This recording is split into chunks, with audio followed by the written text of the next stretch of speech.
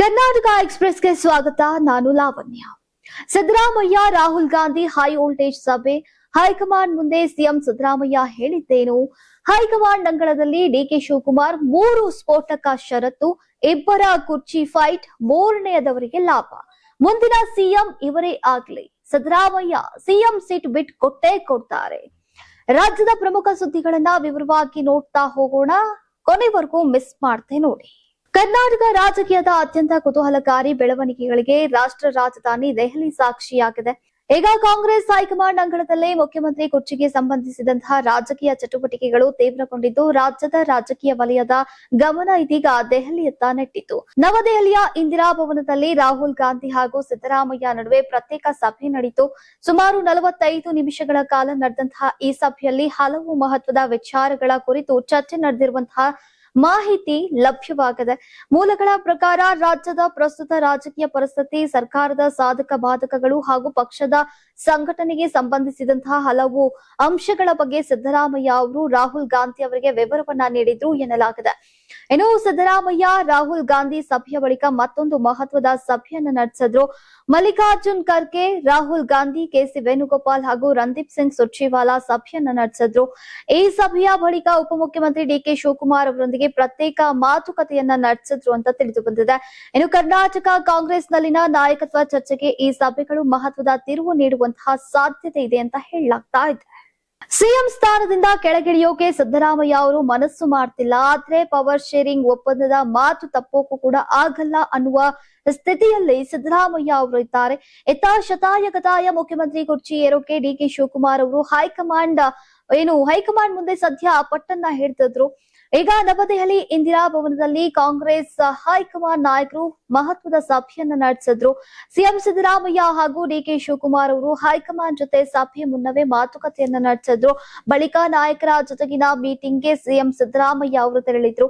ಈ ವೇಳೆ ಸಿದ್ದು ಹೊಸ ದಾಳವನ್ನ ಉರುಳಿಸಿದ್ದಾರೆ ಅನ್ನೋ ಮಾಹಿತಿ ಮೂಲಗಳಿಂದ ತಿಳಿದು ಬಂದಿದೆ. ಈಗ ಹೈಕಮಾಂಡ್ ನಾಯಕರ ಜೊತೆಗಿನ ಸಭೆಯಲ್ಲಿ ಸಂಪುಟ ಪುನರ್ರಚನೆಗೆ ಸಿಎಂ ಗಟ್ಟಿ ಧ್ವನಿಯಲ್ಲಿ ಬೇಡಿಕೆಯನ್ನ ಮುಂದಿಟ್ಟಿದ್ದಾರೆ ಅಂತ ಹೇಳಲಾಗ್ತಾ ಇದೆ. ಸಂಪುಟ ಪುನರ್ರಚನೆಗೆ ಬೇಡಿಕೆ ಹೆಚ್ಚಿದ್ದು, ಈಗ ಸರ್ಕಾರ 3 ವರ್ಷ ಪೂರೈಸಿದ್ದು, ಈಗ ಸಂಪುಟ ಸರ್ಜರಿ ಮಾಡೋದು ಉತ್ತಮ ಅನ್ನೋ ಅಭಿಪ್ರಾಯವನ್ನ ಸಿದ್ದರಾಮಯ್ಯ ಅವರು ಹೈಕಮಾಂಡ್ ಮುಂದೆ ಆ ನಾಯಕರ ಮುಂದೆ ಈಗ ಗಮನಕ್ಕೆ ತಂದಿದ್ದಾರೆ. ಈ ಮಹತ್ವದ ಸಭೆಯಲ್ಲಿ ಸಿಎಂ ಸಿದ್ದರಾಮಯ್ಯ ಅವರು ಹೊಸ ದಾಳವನ್ನ ಉರುಳಿಸಿದ್ರು. ಈಗ ಕರ್ನಾಟಕದಲ್ಲಿ ಒಬಿಸಿ, ಎಸ್ಸಿ, ಎಸ್ಟಿ ಹಾಗೂ ಅಲ್ಪಸಂಖ್ಯಾತರೇ ಕಾಂಗ್ರೆಸ್ ಪಕ್ಷದ ವೋಟ್ ಬ್ಯಾಂಕ್ ಅಂತ ಸಿದ್ದರಾಮಯ್ಯ ಅವರು ಒತ್ತಿ ಹೇಳಿದ್ದಾರೆ ಅಂತ ತಿಳಿದು ಬಂದಿದೆ. ಈಗ ಹೈಕಮಾಂಡ್ ನಾಯಕರ ಜೊತೆಗಿನ ಸಭೆ ಬಳಿಕ ಸಿದ್ದರಾಮಯ್ಯ ಅವರ ಜೊತೆ ರಾಹುಲ್ ಗಾಂಧಿ ಪ್ರತ್ಯೇಕ ಸಭೆ ನಡೆಸಿದ್ರು ಅಂತ ಹೇಳಲಾಗ್ತಾ ಇದೆ. ದೆಹಲಿಯ ಎಐಸಿಸಿ ಕಚೇರಿಯಲ್ಲಿ ನಡೀತಾ ಇರುವಂತಹ ಹೈ ವೋಲ್ಟೇಜ್ ಸಭೆ ಈಗ ಕ್ಲೈಮ್ಯಾಕ್ಸ್ ಹಂತಕ್ಕೆ ತಲುಪಿದೆ. ಈಗ ಹೈಕಮಾಂಡ್ ನಾಯಕರ ಸಮ್ಮುಖದಲ್ಲೇ ಉಪಮುಖ್ಯಮಂತ್ರಿ ಡಿಕೆ ಶಿವಕುಮಾರ್ ಅವರ ಕೊಟ್ಟ ಮಾತನ್ನ ಉಳಿಸಿಕೊಳ್ಳಿ ಅಂತ ಸಿಂಹ ಗರ್ಜನೆಯನ್ನ ಮಾಡಿದ್ರು ಅಂತ ತಿಳಿದು ಬಂದಿದೆ. ಈಗ ಅಧಿಕಾರ ಹಂಚಿಕೆಯ ಸೂತ್ರವನ್ನ ಮುಂದಿಟ್ಕೊಂಡು ಡಿಕೆಶಿ ಹೈಕಮಾಂಡ್ ಅಂಗಳದಲ್ಲಿ 3 ಸ್ಫೋಟಕ ಷರತ್ತುಗಳನ್ನ ವಿಧಿಸಿ ಬಿಗಿಪಟ್ಟು ಹಿಡಿದಿದ್ದಾರೆ ಅಂತ ಮೂಲಗಳು ತಿಳಿಸಿವೆ. ಷರತ್ತು 1, ಕೊಟ್ಟ ಮಾತನ್ನ ಮರಿಬೇಡಿ. ಕರ್ನಾಟಕದಲ್ಲಿ ಸರ್ಕಾರ ರಚನೆಯಾಗುವಾಗ ಅಧಿಕಾರ ಹಂಚಿಕೆ ವಿಚಾರದಲ್ಲಿ ಏನ್ ಮಾತುಕತೆಯಾಗುತ್ತೋ ಆ ಮಾತನ್ನ ಸಿಎಂ ಸಿದ್ದರಾಮಯ್ಯ ಹಾಗೂ ಹೈಕಮಾಂಡ್ ಇಬ್ರು ಕೂಡ ಉಳಿಸಿಕೊಳ್ಬೇಕು. ಕಾಲಮಿತಿ ಮುಗಿದಿದ್ದು, ಈಗ ನಾಯಕತ್ವ ಬದಲಾವಣೆ ಆಗಬೇಕು. ಷರತ್ತು 2, ಆಗಲ್ಲ ಅಂದ್ರೆ ಬಹಿರಂಗವಾಗಿ ಹೇಳಿ, ಗೊಂದಲಕ್ಕೆ ತೆರೆ ಎಳಿರಿ. ಒಂದು ವೇಳೆ ಸಿದ್ದರಾಮಯ್ಯ ಅವರನ್ನೇ ಸಿಎಂ ಆಗಿ ಮುಂದುವರಿಸೋಕೆ ನಿರ್ಧರಿಸಿದ್ರೆ ಮತ್ತು ಕೊಟ್ಟ ಮಾತು ಈಡೇರಿಸೋಕೆ ಆಗ್ತಾ ಇಲ್ಲ ಅನ್ನೋದಾದ್ರೆ ಅದನ್ನ ಹೈಕಮಾಂಡ್ ಹಾಗೂ ಸಿಎಂ ಇಬ್ರು ಕೂಡ ಜಂಟಿಯಾಗಿ ಮಾಧ್ಯಮಗಳ ಮುಂದೆ ಬಹಿರಂಗವಾಗಿ ಒಪ್ಕೊಳ್ಳಿ. ದಿನನಿತ್ಯದ ಈ ಗೊಂದಲಕ್ಕೆ ಮತ್ತು ಕಾರ್ಯಕರ್ತರ ಆತಂಕಕ್ಕೆ ತಕ್ಷಣ ತೆರೆ ಎಳಿರಿ. ಷರತ್ತು 3, ಹುದ್ದೆಯೂ ಬೇಡ, ಸಾಮಾನ್ಯ ಕಾರ್ಯಕರ್ತನಾಗಿರ್ತೇನೆ. ಕೊಟ್ಟ ಮಾತು ಉಳಿಸಿಕೊಳ್ಳದೆ ಹೋದ್ರೆ ನನಗೆ ಕೆಪಿಸಿಸಿ ಅಧ್ಯಕ್ಷ ಸ್ಥಾನವೂ ಬೇಡ, ಉಪಮುಖ್ಯಮಂತ್ರಿ ಸ್ಥಾನದ ಆ ಪಟ್ಟ ಕೂಡ ಬೇಡ. 2 ಸ್ಥಾನಗಳಿಗೂ ಕೂಡ ನಾನು ರಾಜೀನಾಮೆಯನ್ನ ನೀಡೋಕೆ ಸಿದ್ಧ. ನಾನು ಸಾಮಾನ್ಯ ಕಾರ್ಯಕರ್ತನಾಗಿ ಪಕ್ಷದ ಕೆಲಸವನ್ನ ಮಾಡ್ತೇನೆ. ಈ 3 ಷರತ್ತುಗಳನ್ನ ಹೈಕಮಾಂಡ್ ನಾಯಕರ ಮುಂದಿಟ್ಟಂತಹ ಡಿಕೆ ಶಿವಕುಮಾರ್, ಇದು ನನ್ನ ಅಂತಿಮ ನಿಲುವು. ಈಗ ಯಾವ ನಿರ್ಧಾರ ತೆಗೆದುಕೊಳ್ತೀರೋ ಬಿಡ್ತೀರೋ ಅದು ನಿಮಗೆ ಬಿಟ್ಟಿದ್ದು ಅಂತ ನೇರವಾಗಿಯೇ ಹೇಳಿದ್ದಾರೆ ಅಂತ ಮೂಲಗಳು ತಿಳಿಸಿವೆ. ನಾಯಕತ್ವ ಬದಲಾವಣೆ ಹಾಗೂ ಪವರ್ ಫೈಟ್ಗೆ ಎಂದೇ ತೆರೆ ಬೀಳುವಂತಹ ಸಾಧ್ಯತೆ ಇದೆ.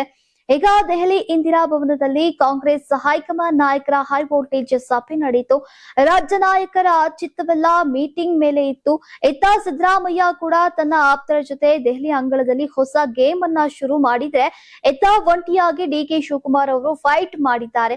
ರಾಜ್ಯ ರಾಜಕಾರಣದ ಬೆಳವಣಿಗೆಗಳು ಸದ್ಯ ದೆಹಲಿಗೆ ಶಿಫ್ಟ್ ಆಗಿದ್ದು, ಈಗ ಸಿದ್ದರಾಮಯ್ಯಗೆ ಕುರ್ಚಿ ಬಿಟ್ಟು ಕೊಡುವಂತಹ ಮನಸ್ಸಿಲ್ಲ. ಇತ್ತ ಡಿಕೆ ಶಿವಕುಮಾರ್ ಅವರು ಪಟ್ಟು ಬಿಡೋ ಮಾತೇ ಇಲ್ಲ. ಇಬ್ಬರ ಪವರ್ ಫೈಟ್ ನಡುವೆ ದಲಿತ ಸಿಎಂ ದಾಳ ಉರುಳಿಸೋಕೆ ಪ್ಲಾನ್ ನಡೀತು ಅಂತ ಮಾತುಗಳು ಕೇಳಿ ಬಂದಿವೆ. ಈಗ ಸಿದ್ದರಾಮಯ್ಯ ಹಾಗೂ ಡಿಕೆ ಶಿವಕುಮಾರ್ ಕುರ್ಚಿ ಗುದ್ದಾಟದ ನಡುವೆ ಪರಮೇಶ್ವರ್ ಅವರಿಗೆ ಲಾಭವಾಗುತ್ತಾ ಎನ್ನುವ ಚರ್ಚೆ ಕೂಡ ಶುರುವಾಗಿದೆ. ಕಳೆದ ಬಾರಿ ಸಿದ್ದರಾಮಯ್ಯ ಜೊತೆ ಹೈಕಮಾಂಡ್ ಭೇಟಿಗೆ ಪರಮೇಶ್ವರ್ ಅವರು ಬಂದಿರಲಿಲ್ಲ. ಇದೀಗ ಸಿಎಂ ಟೀಮ್ ಜೊತೆ ಪರಮೇಶ್ವರ್ ಕೂಡ ಹೈಕಮಾಂಡ್ ಭೇಟಿಗೆ ಬಂದಿದ್ರು. ಭಾರಿ ಕುತೂಹಲವನ್ನ ಮೂಡಿಸಿತ್ತು. ಈಗ ನಾಯಕತ್ವ ಬದಲಾವಣೆಗೆ ಹೈಕಮಾಂಡ್ ಮುಂದಾದ್ರೆ ಸಿದ್ದರಾಮಯ್ಯ ಅವರು ದಲಿತ ಸಿಎಂ ದಾಳ ಉರುಳಿಸಿದ್ದಾರೆ ಎನ್ನುವ ಚರ್ಚೆ ಕೂಡ ಇನ್ನು ನಡೀತಾ ಇದೆ. ಇನ್ನು ಸಿಎಂ ಸ್ಥಾನದ ರೇಸ್ ನಲ್ಲಿ ಡಿಕೆ ಶಿವಕುಮಾರ್ ಜೊತೆಗೆ ಪರಮೇಶ್ವರ್ ಹಾಗೂ ಮಲ್ಲಿಕಾರ್ಜುನ್ ಖರ್ಗೆ ಕೂಡ ಇದ್ದಾರೆ. ಹಲವು ಬಾರಿ ಖರ್ಗೆಗೆ ಅವಕಾಶ ತಪ್ಪಿತ್ತು. ಈ ಬಾರಿ ದಲಿತ ಸಿಎಂ ಕೋಟಾದಲ್ಲಿ ಖರ್ಗೆ ಅವರಿಗೆ ಹೈಕಮಾಂಡ್ ಚಾನ್ಸ್ ಕೊಡುತ್ತಾ ಅನ್ನೋದನ್ನ ಸದ್ಯ ಕಾದು ನೋಡ್ಬೇಕಿದೆ. ಕಾಂಗ್ರೆಸ್ ಕ್ರಾಂತಿ ಮಾತಾಡಿ ಮೊದಲು ಬಿರುಗಾಳಿ ಎಬ್ಬಿಸಿದೆ ಮಾಜಿ ಸಚಿವ ಕೆಎನ್ ರಾಜಣ್ಣ. ನೇರ ಮಾತಿನ ಮೂಲಕನೇ ಗಮನ ಸೆಳೆಯುವಂತಹ ರಾಜಣ್ಣ ಅವರು ಇಂದು ಹೈಕಮಾಂಡ್ ನ ಮಹತ್ವದ ಮೀಟಿಂಗ್ ಬಗ್ಗೆ ಕೂಡ ಆಶ್ಚರ್ಯ ಹೇಳಿಕೆಯನ್ನ ನೀಡಿದ್ದಾರೆ. ಸೆಪ್ಟೆಂಬರ್ ಕ್ರಾಂತಿಯತ್ತ ನಾನೇ ಮೊದಲು ಹೇಳಿದ್ದು, ರಾಜಕಾರಣ ನಿಂತ ನೀರಲ್ಲ, ಕ್ರಾಂತಿ ಬಿಜೆಪಿಯಲ್ಲೂ ಕೂಡ ಆಗಬಹುದು ಎಂದಿದ್ದಾರೆ. ಹೈಕಮಾಂಡ್ ಹಲವು ವಿಚಾರಗಳ ಬಗ್ಗೆ ಚರ್ಚೆ ಮಾಡಲಿದೆ ಅಂತ ರಾಜಣ್ಣ ಅವರು ಹೇಳಿದ್ರು. ಮಾಧ್ಯಮಗಳ ಜೊತೆ ಮಾತನಾಡಿದಂತಹ ಮಾಜಿ ಸಚಿವ ಕೆಎನ್ ರಾಜಣ್ಣ ಅವರು ಸಮಸ್ಯೆ ಉದ್ಭವ, ಸಮಸ್ಯೆ ಪರಿಹಾರ ನಿರಂತರವಾಗಿ ನಡೀತಾ ಇರುತ್ತೆ. ಇಂದು ರಾಜ್ಯಸಭೆ ಪರಿಷತ್ ಚುನಾವಣೆ ಬಗ್ಗೆ ಸಿಎಂ ಸಿದ್ದರಾಮಯ್ಯ ಜೊತೆ ಹೈಕಮಾಂಡ್ ಚರ್ಚೆ ಮಾಡಲಿದೆ ಅಂತ ಹೇಳಿದ್ದಾರೆ. ಈ ವೇಳೆ ಸಿಎಂ ಸಂಪುಟ ಪುನರ್ರಚನೆಗೆ ಅವಕಾಶವನ್ನ ಕೇಳಿದ್ರು ಅಂತ ಹೇಳಿದ್ದಾರೆ. ಈಗ ಕೆಪಿಸಿಸಿ ಅಧ್ಯಕ್ಷರ ಬದಲಾವಣೆ ಬಗ್ಗೆ ಕೂಡ ಚರ್ಚೆ ಕೂಡ ಆಗಬಹುದು. ಹಲವರು ಸಂಪುಟ ಸೇರೋಕೆ ಆಕಾಂಕ್ಷಿಗಳಿದ್ದಾರೆ. ಹೆಚ್ಚಿನ ಮಟ್ಟದಲ್ಲಿ ಇವತ್ತು ರಾಜಕೀಯ ಚರ್ಚೆ ನಡೆಯಲಿದೆ. ಇನ್ನು ನಾನು ದೆಹಲಿಗೆ ಹೋಗ್ತಾ ಇಲ್ಲ, ಇವತ್ತು ರಾತ್ರಿ ಅಮೆರಿಕಾಗೆ ಹೋಗ್ತಾ ಇದ್ದೇನೆ ಅಂತ ಕೆಎನ್ ರಾಜಣ್ಣ ಅವರು ಹೇಳಿದ್ದಾರೆ. ಪರಮೇಶ್ವರ್ ಮುಂದಿನ ಸಿಎಂ ಆಗಬೇಕು ಅನ್ನೋ ಹೇಳಿಕೆಗೆ ನಾನು ಈಗಲೂ ಕೂಡ ಬದ್ಧನಾಗಿದ್ದೇನೆ ಅಂತ ಕೆಎನ್ ರಾಜಣ್ಣ ಅವರು ಹೇಳಿದ್ದಾರೆ. ಮುಖ್ಯಮಂತ್ರಿ ಬದಲಾವಣೆ ಆದ್ರೆ ಪರಮೇಶ್ವರ್ಗೆ ಅವಕಾಶ ನೀಡಬೇಕು, ಆದ್ರೆ ಹೈಕಮಾಂಡ್ ಇದರ ಬಗ್ಗೆ ಸೂಕ್ತ ತೀರ್ಮಾನ ಮಾಡುತ್ತೆ ಅಂತ ಮಾಜಿ ಸಚಿವ ಕೆಎನ್ ರಾಜಣ್ಣ ಅವರು ಹೇಳಿಕೆಯನ್ನು ನೀಡಿದ್ದಾರೆ. ಸಿದ್ದರಾಮಯ್ಯ ಅವರು ಸಿಎಂ ಸೀಟು ಬಿಟ್ಟು ಕೊಡುವಂತಹ ವಾತಾವರಣ ನಿರ್ಮಾಣವಾಗಿದೆ ಅಂತ ಶಾಸಕ ಗಾಲಿ ಜನಾರ್ದನ್ ರೆಡ್ಡಿ ಅವರು ಹೇಳಿದ್ದಾರೆ. ಕೊಪ್ಪಳ ತಾಲೂಕಿನ ಎರಕಲ್ಗಡ ಗ್ರಾಮದಲ್ಲಿ ಸುದ್ದಿಗಾರರ ಜೊತೆ ಮಾತನಾಡಿದಂತಹ ಅವರು ಕಳೆದ 6 ತಿಂಗಳುಗಳಿಂದ ಮುಖ್ಯಮಂತ್ರಿ ಕುರ್ಚಿಗಾಗಿ ಕಿತ್ತಾಟ ನಡೀತಾ ಇದೆ. ಮುಖ್ಯಮಂತ್ರಿ ಹುದ್ದೆಗೆ ಆಗ್ತಾ ಇರುವಂತಹ ಪೈಪೋಟಿಯಿಂದ ರಾಜ್ಯದಲ್ಲಿ ಆಡಳಿತ ಕುಸಿದಿದೆ. ನನ್ನ ಪ್ರಕಾರ ಸಿಎಂ ಸಿದ್ದರಾಮಯ್ಯ ಅವರು ಸೀಟ್ ಬಿಟ್ಟು ಕೊಡ್ತಾರೆ ಅನ್ನುವ ವಾತಾವರಣ ನಿರ್ಮಾಣವಾಗಿದೆ. ಅವರ ಮೇಲೆ ಅಷ್ಟು ಒತ್ತಡ ಇದೆ, ನಾಳೆ ಇದ್ರ ಬಗ್ಗೆ ಗೊತ್ತಾಗ್ಲಿದೆ ಅಂತ ಹೇಳಿದ್ದಾರೆ. ಈಗ 3 ವರ್ಷದಿಂದ ಕಿತ್ತಾಡ್ತಾ ಇದ್ದಾರೆ. ಬರುವ 2 ವರ್ಷಗಳಾದ್ರೂ ಕೂಡ ಸಿದ್ದರಾಮಯ್ಯ ಅಥವಾ ಡಿಕೆ ಶಿವಕುಮಾರ್ ಒಳ್ಳೆಯ ಆಡಳಿತವನ್ನ ನೀಡಲಿ ಅಂತ ಹೇಳಿದ್ರು.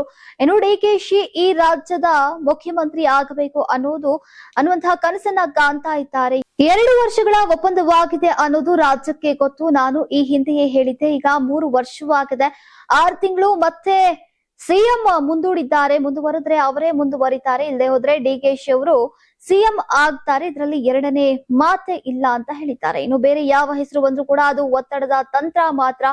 ಕಾಂಗ್ರೆಸ್ ಹೈಕಮಾಂಡ್ ಕೂಡ ಡಿಕೆ ಶಿವಕುಮಾರ್ ಪರವಾಗಿ ಇದೆ ಅಂತ ರೆಡ್ಡಿ ಅವರು ಹೇಳಿದ್ರು. ಡಿಕೆ ಶಿವಕುಮಾರ್ ಅವರು ಗುಂಪು ಕಟ್ಕೊಂಡು ಹೋಗಿ ರಾಜಕೀಯ ಮಾಡುವವರಲ್ಲ, ಹೈಕಮಾಂಡ್ಗೆ ನಿಷ್ಠೆಯಿಂದ ಇರುವವರು ಅಂತ ಮಾಗಡಿ ಶಾಸಕ ಬಾಲಕೃಷ್ಣ ಅವರು ಹೇಳಿದ್ದಾರೆ. ಈಗ ದೆಹಲಿಯಲ್ಲಿ ಮಾತನಾಡಿದಂತಹ ಅವರು ಇಬ್ಬರನ್ನ ದೆಹಲಿಗೆ ಕರೆದಿದ್ದಾರೆ. ಏನಾದ್ರೂ ಒಂದು ತೀರ್ಮಾನ ಆಗಬಹುದು, ಇರುವ ಗೊಂದಲ ಪರಿಹಾರ ಆಗಬೇಕು, ಎಲ್ಲವೂ ತಿಳಿ ಆಗಬೇಕು, ಎಲ್ಲದಕ್ಕೂ ಹೈಕಮಾಂಡ್ ತಾರೆ ಎಳಿಬೇಕು ಅಂತ ಮನವಿಯನ್ನ ಮಾಡಿದ್ರು. ಇದೇ ವೇಳೆ ಸಿಎಂ ಜೊತೆಗೆ ಆಪ್ತ ಸಚಿವರು ಕೂಡ ದೆಹಲಿಗೆ ಪ್ರಯಾಣಿಸಿರುವಂತಹ ವಿಚಾರ ಕುರಿತು ಮಾತನಾಡಿ, ಡಿಕೆ ಶಿವಕುಮಾರ್ ಅವರು ಗುಂಪು ಕಟ್ಕೊಂಡು ಹೋಗಿ ರಾಜಕೀಯ ಮಾಡುವವರಲ್ಲ, ಅವರು ಹೈಕಮಾಂಡ್ ನಿಷ್ಠೆಯಿಂದ ಇರುವವರು. ಈಗ ಸಿಎಂ ಸಹ ಯಾರನ್ನ ಕೂಡ ಕರೆದಿಲ್ಲ. ಕುತೂಹಲಕ್ಕೆ ಸಹಜವಾಗಿ 3 ರಿಂದ 4 ಜನ ಸಚಿವರು ಹೋಗಿರಬಹುದು. ಸಿಎಂ ಜೊತೆ ಈ ಮೊದಲು ದೆಹಲಿಗೆ ಹೋಗುವಾಗ ಜೊತೆಗೆ ಸಚಿವರು ಹೋಗ್ತಾ ಇದ್ರು. ಇದೇ ಮೊದಲೇನಲ್ಲ, ಎಲ್ಲವೂ ಹೈಕಮಾಂಡ್ ತೀರ್ಮಾನ. ಈಗ ಗೊಂದಲ ಪರಿಹಾರ ಆದರೆ ಮುಂದಿನ ಚುನಾವಣೆಗೆ ಅನುಕೂಲ ಆಗಲಿದೆ ಎಂದಿದ್ದಾರೆ. ಇನ್ನು 2028ರ ಚುನಾವಣೆ ನಮಗೆ ಮುಖ್ಯ, ಹಾಗಂತ ನಾವು ಮಾತನಾಡಿದ ಕೂಡಲೇ ಏನು ಆಗಲ್ಲ.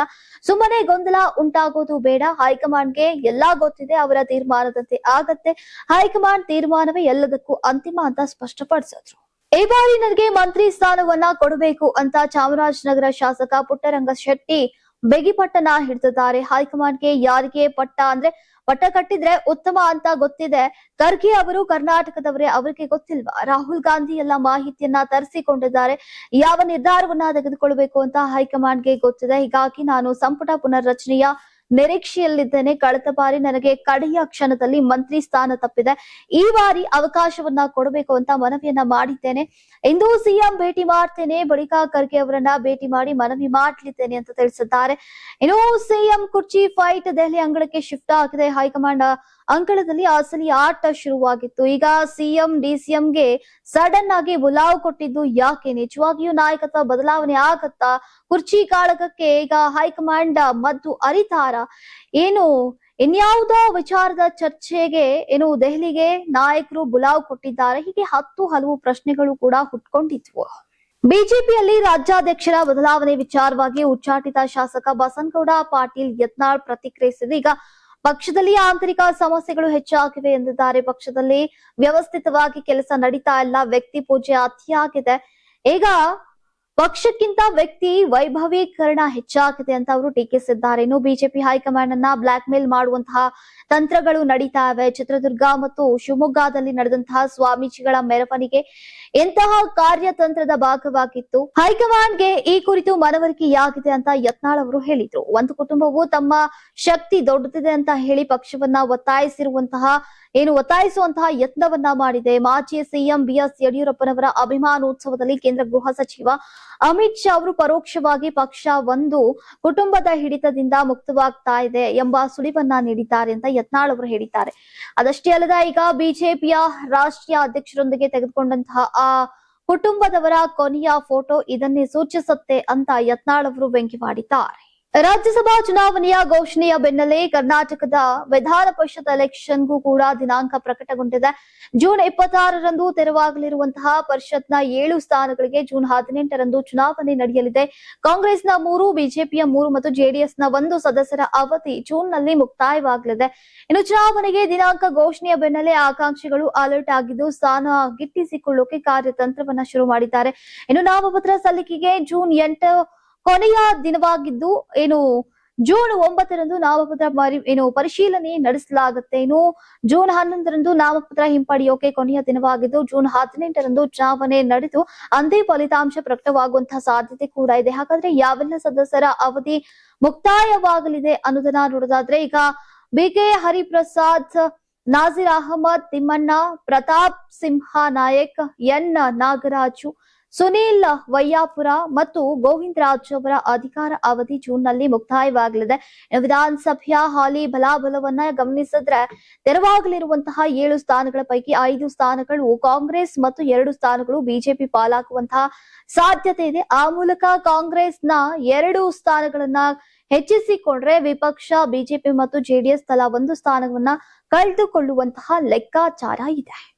ನೀವು ಸಣ್ಣ ಆಗ್ಬೇಕಲ್ವಾ? ಅದು ಒಂದು ಉತ್ತಮ ಆಹಾರದಿಂದ ಸಣ್ಣ ಆಗ್ಬೇಕಲ್ವಾ? ಪ್ರತಿದಿನ ನಮ್ಮ ಜೀನಿ ಸ್ಲಿಮ್ ನ ಯೂಸ್ ಮಾಡಿ ಯಾವುದೇ ಸೈಡ್ ಎಫೆಕ್ಟ್ ಇಲ್ದಂಗೆ ನೀವು ಸಣ್ಣ ಆಗ್ತೀರಾ.